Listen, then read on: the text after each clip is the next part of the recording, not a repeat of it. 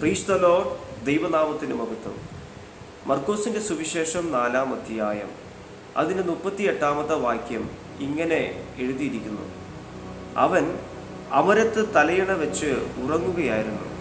അവർ അവനെ ഉണർത്തി, ഗുരു, ഞങ്ങൾ നശിച്ചു പോകുന്നതിൽ നിനക്ക് വിചാരം ഇല്ലയോ എന്ന് പറഞ്ഞു. ഈ പദം, ഈ വാക്ക് മനോവ്യസനത്തോടുകൂടെ, വലിയൊരു ആശങ്കയോടുകൂടെ പറഞ്ഞ ഒരു വാക്കാണിത്. ഇത് മറ്റാരുമല്ല, കർത്താവിൻ്റെ ശിഷ്യന്മാർ കർത്താവിനെ ഉണർത്തിച്ചു പറഞ്ഞ ഒരു വേർഡാണിത്. ഇതിൻ്റെ 35-ാം വാക്യം തൊട്ട് വായിക്കുമ്പോൾ നമുക്കിതിൻ്റെ സാഹചര്യം, അല്ലെങ്കിൽ എന്താണ് ഇവിടുത്തെ സംഭവം, എന്താണ് ഇവിടുത്തെ വിഷയം എന്ന് നമുക്ക് കാണുവാൻ കഴിയും.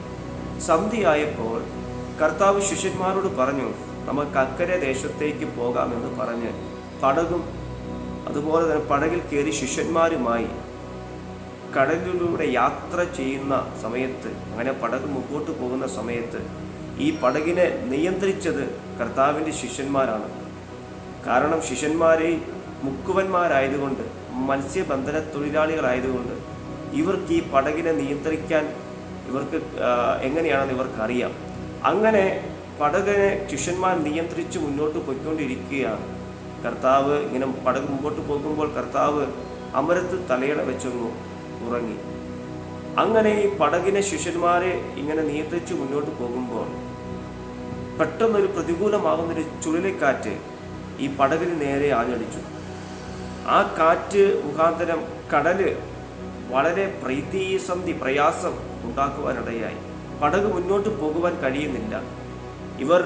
ഇവരുടേതായ ബുദ്ധിയിൽ, അല്ലെങ്കിൽ ഇവർക്ക് ഇതിൽ പരിചയമുള്ളത് കൊണ്ട്, കടലിനെയും അതിൻ്റെതായ ഗതിയെയും അതിൻ്റെ ദിശയെയും ഇവർക്ക് നന്നായി അറിയാവുന്നത് കൊണ്ട് ഇവർക്ക് ചെയ്യാൻ പറ്റുന്നതൊക്കെ ഇവർ ചെയ്തു.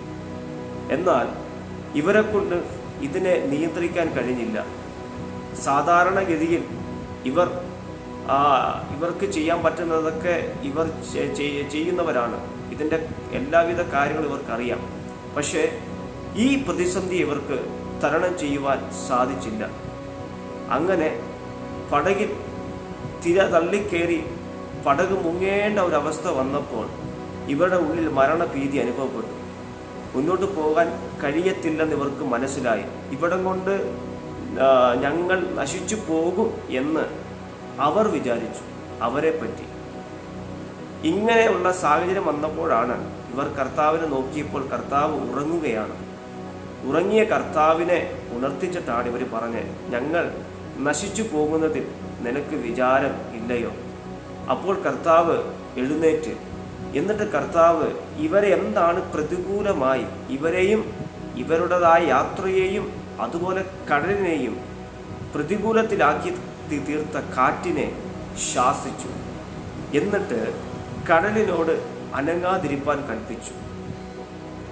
ഈ 2 വാക്കുകളും കേട്ട ഈ കടലും കാറ്റും അമർന്നു. അപ്പോൾ വലിയ ശാന്തത ഉണ്ടായി.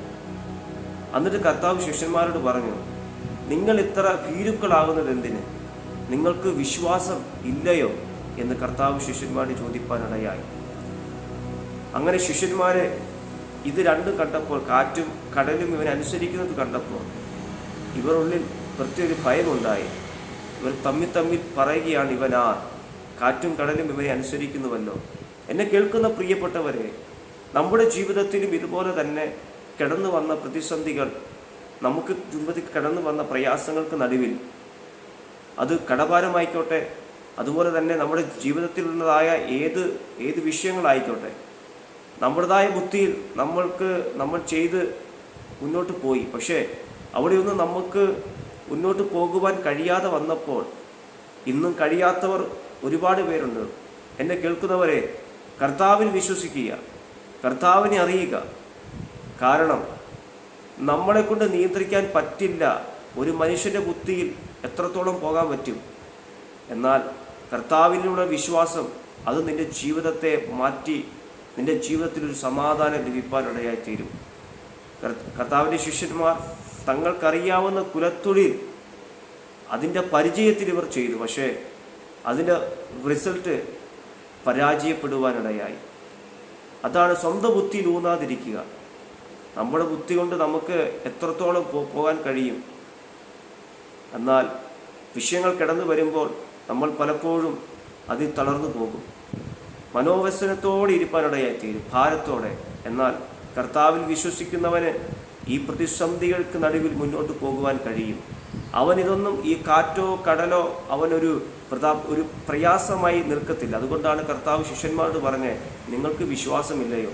വിശ്വാസമുണ്ടെങ്കിൽ നിങ്ങൾക്ക് ഈ കാറ്റും അതുപോലെ ഈ ചുഴലിക്കാറ്റും അതുപോലെ തന്നെ ഇതൊന്നും നിങ്ങളുടെ യാത്രയ്ക്ക് തടസ്സമായി നിൽക്കത്തില്ല.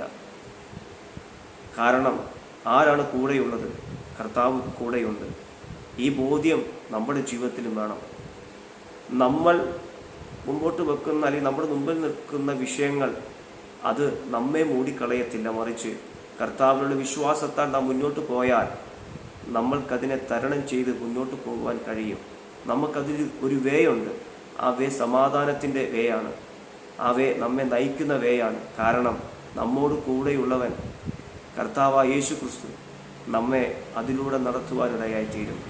അത് നമ്മെ ഏൽക്കാതെ വണ്ണം, ഒരു പോറൽ പോലും നമ്മിൽ വരുത്താതെ വണ്ണം, നമ്മുടെ മനസ്സിനെ കീഴ്പ്പെടുത്താതെ വണ്ണം, നമ്മുടെ മനസ്സിനെ സന്തോഷത്തോടെ നിയന്ത്രിപ്പാൻ കഴിയുന്ന കർത്താവിനെ പൂർണ്ണമായി വിശ്വസിച്ച്, ആ രക്ഷകനാകുന്ന യേശുവിനെ വിശ്വസിച്ചുകൊണ്ട് നാം മുന്നോട്ട് പോകാം. കർത്താവ് നമ്മളെ ഏവരെയും അനുഗ്രഹിക്കുമാറാകട്ടെ.